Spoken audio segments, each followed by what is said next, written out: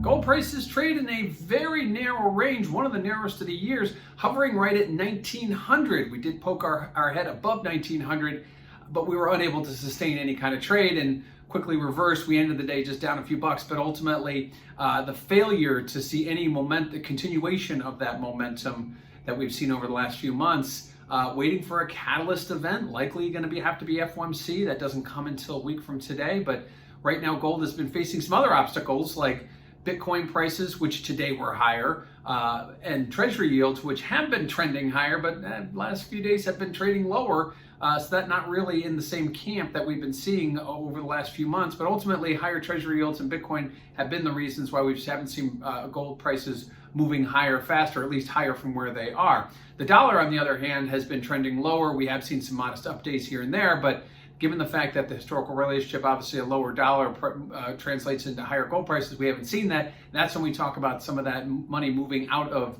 gold and into digital gold perhaps, or into higher yielding treasuries. So at this point, gold prices waiting for some catalyst moment. The Fed may have a message next week that translates into higher gold prices. If they're going to delay or prolong any sort of change in policy, well, we'll have to wait until next Wednesday for that.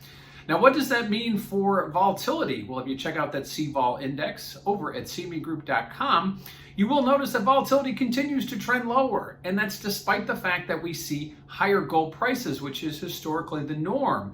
Right now, we see gold trading in a 2-week range, about 1855 to 1919, and sitting right at 1900.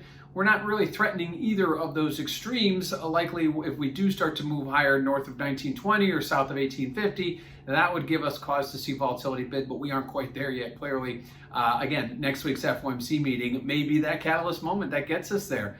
Gold, it can move very quickly. It's a very emotional commodity. We've seen that before, but obviously didn't see that today in a very narrow range. Now, what do we have ahead?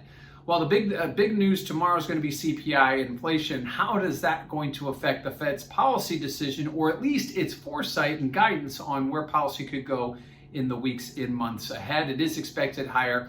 That is going to be the key here. Inflation expectations, if you look at it, have been coming off a bit. The CPI numbers have been high. We've seen higher commodity prices, yes, but we've also seen flattening treasury curves. And at this point right now, it's all going to be, the Fed continues to say it is a transitory type of movement here when we talk about higher inflation, that it's here now, but it won't be here later, or at least it won't be sustained later. Certainly higher inflation prices could be beneficial to gold, but ultimately we won't know that until we get to next Wednesday's FOMC meeting. I keep repeating that, but ultimately that's going to be a major catalyst event for gold looking forward. So today, a pretty quiet day, one of the narrowest trading ranges of the year, and still hovering right at 1900.